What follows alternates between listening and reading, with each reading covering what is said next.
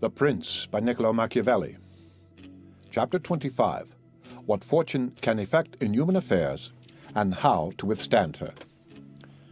It is not unknown to me how many men have had, and still have, the opinion that the affairs of the world are in such wise governed by fortune and by God, that men with their wisdom cannot direct them, and that no one can even help them.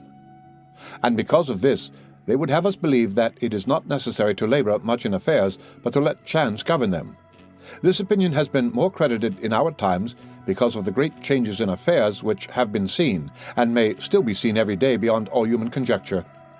Sometimes pondering over this, I am in some degree inclined to their opinion.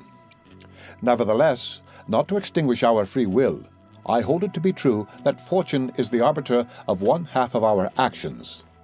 See editorial note. But that she still leaves us to direct the other half, or perhaps a little less.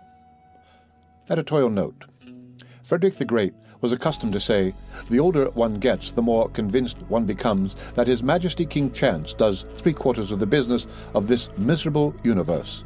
From Sorrell's Eastern Question.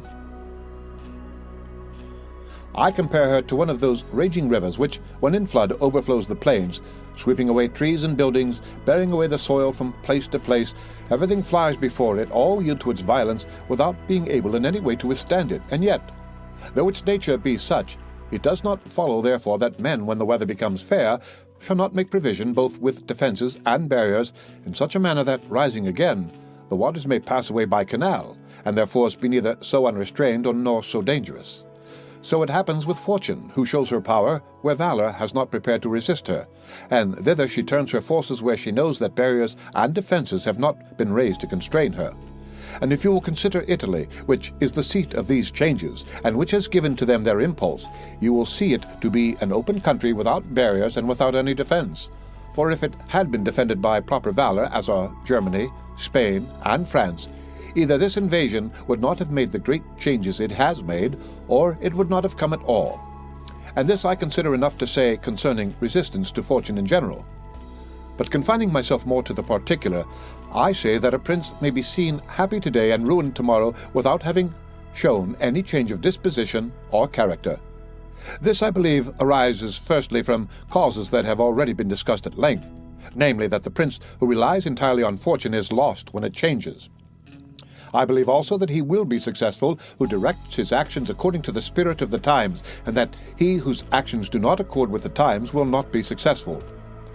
Because men are seen, in affairs that lead to the end which every man has before him, namely glory and riches, to get there by various methods, one with caution, another with haste, one by force, another by skill, one by patience, another by its opposite, and each one succeeds in reaching the goal by a different method. One can also see of two cautious men, the one attain his end, the other fail, and similarly, two men by different observances are equally successful, the one being cautious, the other impetuous. All this arises from nothing else than whether or not they conform in their methods to the spirit of the times.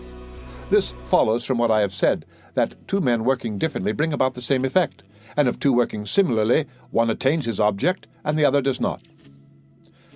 Changes in a state also issue from this, for if, to one who governs himself with caution and patience, times and affairs converge in such a way that his administration is successful, his fortune is made. But if times and affairs change, he is ruined if he does not change his course of action.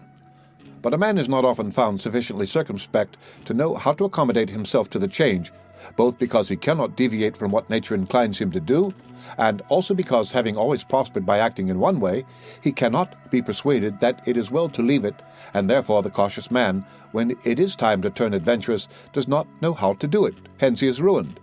But had he changed his conduct with the times, fortune would not have changed. Pope Julius II went to work impetuously in all his affairs, and found the times and circumstances conform so well to that line of action that he always met with success.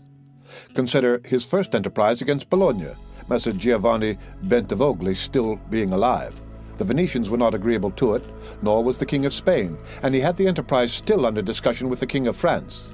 Nevertheless, he personally entered upon the expedition with his accustomed boldness and energy, a move which made Spain and the Venetians stand irresolute and passive, the latter from fear, the former from desire to recover the kingdom of Naples. On the other hand, he drew after him the King of France, because that king, having observed the movement and desiring to make the Pope his friend so as to humble the Venetians, found it impossible to refuse him. Therefore Julius, with his impetuous action, accomplished what no other pontiff with simple human wisdom could have done. For if he had waited in Rome until he could get away, with his plans arranged and everything fixed as any other pontiff would have done, he would never have succeeded. Because the King of France would have made 1,000 excuses, and the others would have raised 1,000 fears. I will leave his other actions alone, as they were all alike, and they all succeeded, for the shortness of his life did not let him experience the contrary. But if circumstances had arisen which required him to go cautiously, his ruin would have followed, because he would never have deviated from those ways to which nature inclined him.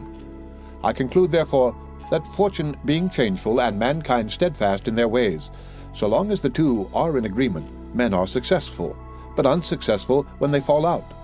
For my part, I consider that it is better to be adventurous than caution, because fortune is a woman, and if you wish to keep her under, it is necessary to beat and ill-use her, and it is seen that she allows herself to be mastered by the adventurous rather than by those who go to work more coldly.